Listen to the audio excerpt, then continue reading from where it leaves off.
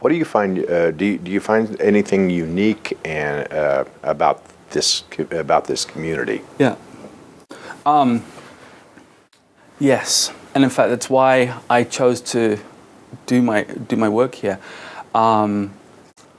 So, as I said, in some ways, there is absolutely nothing unique about the NewSpace community.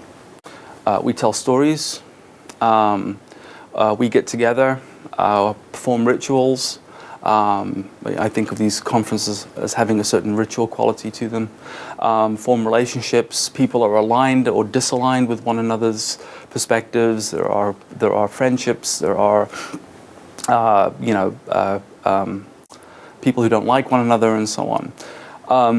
And like most other groups of humans, whether they're anthropologists, space people, people getting together to play cards, kids at a pool, or whatever, they are doing the work of moving toward the future. And implicitly, we often, as humans, don't necessarily explicitly think about that work.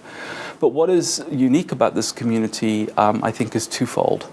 The first is the time scale that people are working in. Now, when we hear, I've just listened to Mark Street talking about what XCOR has done in the past year, and their hopes to have air under the gear, I think, is the phrase he used, by the end of this year, so December 2012. Very hopes to. I don't want to hold him to that. As with many other communities and groups of people, we plan in the near future. But the very argument for doing the larger project that most people here are engaged in, not the links, but the long-term vision of space settlement, for example, which Jeff Grayson has talked about at length and with great eloquence.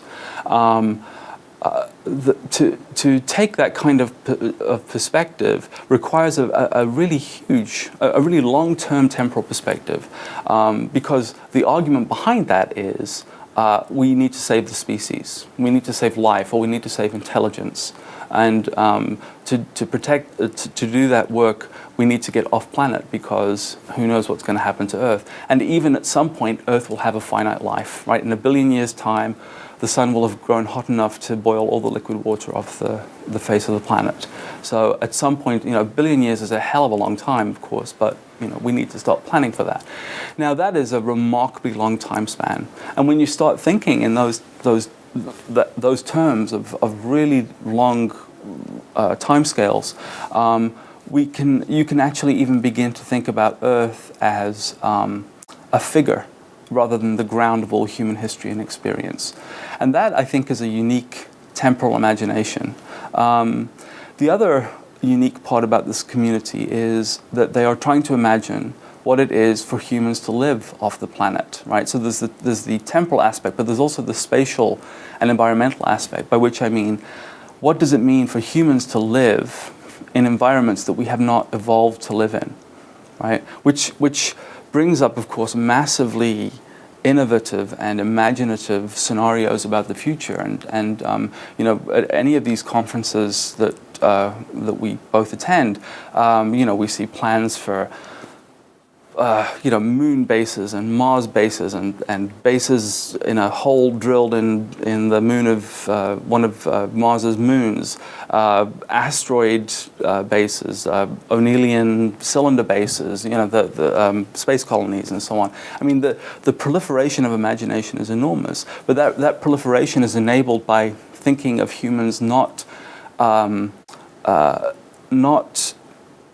constrained or enabled on one way or the other by some of the base conditions of all human history, which is 1G, breathable air, renewable resources, protection from cosmic radiation, right? All of these things which have, whether you're talking about the earliest Neolithic people making cave art, or the Battle of Hastings in 1066, or the American Revolution, or the sinking of the Titanic, or whatever it was, all of those moments in history have been formed through these unacknowledged conditions for human history.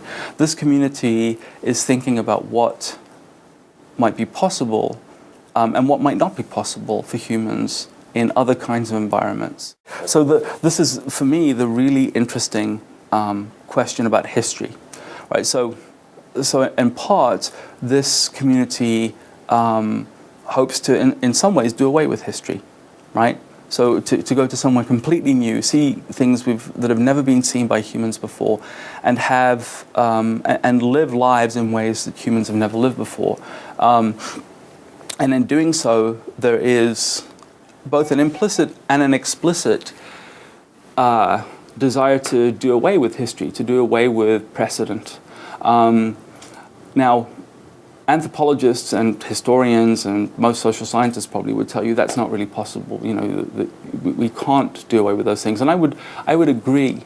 But I think there's a space opened up in the vision in the NewSpace vision, or let me just say in the vision of humans in space, of humans living in space, that asks us to recalibrate what we know about history and what might be possible in the future, right? Because of this radically different environment and the possibilities and constraints that it brings to future human societies, possible human societies in space, there is a gap that opens between history and its baseline conditions, its baseline physical conditions, really, and the possibilities that might be that might await us in space colonies in the future.